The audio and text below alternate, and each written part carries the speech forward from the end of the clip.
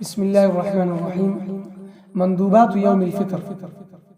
تستحب الأمور الآتية يوم الفطر. دا وړوکی اختر پرز باندې چې کوم مستحب اعمال دي، غوره اعمال دي او باغی انسان ته اجر او ثواب ملويږي، نو هغه اعمال ذکر کیږي. اول ان ينتبه من النوم مبكرا، چې د خوبنا وخت نفاسي سار وخت نفاسي. دویم ان يصلي صلاه الصبح في مسجد الحي، چې د جمع سره موضوع کی او خپل د کلی په جمعات کې جمع سره د کلی په جمعات کې دا د لپاره مستحب. دریم ان يستاکا، د مسواک لري، مسواک استعمال کی غاخونو صفای حاصل. سلورم ان يغتسل، غسل کول.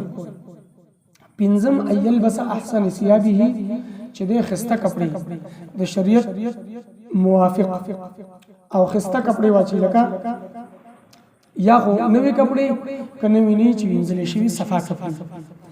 شپږم ان يتطيب، چې د خوشبو لګي. وم ان ياكل قبل الذهاب الى المصلى، عیدګاه ته د تلو مخکې خوراک وکړي. د وړوکي اختر پرز باندې د وړوکي اختر د مزنم مخکې خوراک کول مستحب. اتم ان يؤدي صدقه الفطر قبل الذهاب الى المصلى اذا كانت صدقه الفطر واجبه عليه. صدقه فطر سرسایا چې په د واجب وي نو د عیدګاه ته یا جامع مسجد ته تلو مخکې هغه ادا کړي. نه هم ان يكسر الصدقه حسب استطاعته، د صدقه ډیره ورکړي په دغه غرض باندې خپل طاقت موافق.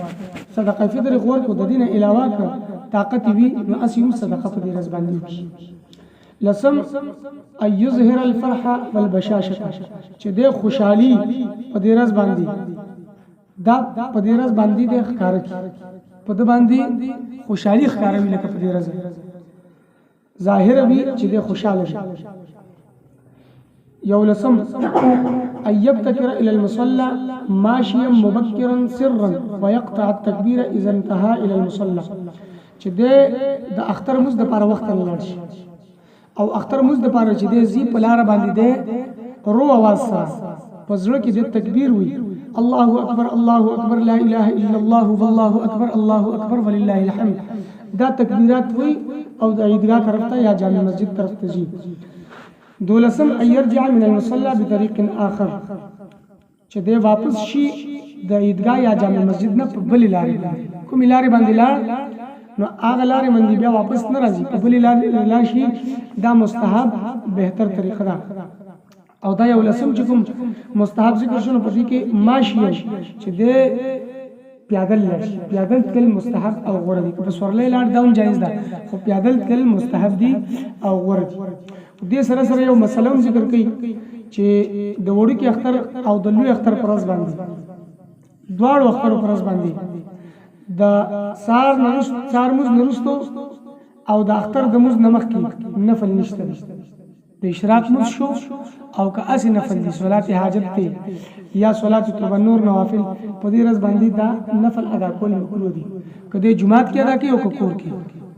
چې کله د اختر موز وشو نو د اختر موز نرستو په عیدګاه کې او یا هغه جامع مسجد چې په هغه کې د اختر موز ادا کیږي نو په هغه کې زواله پورې نفل مکروه دي.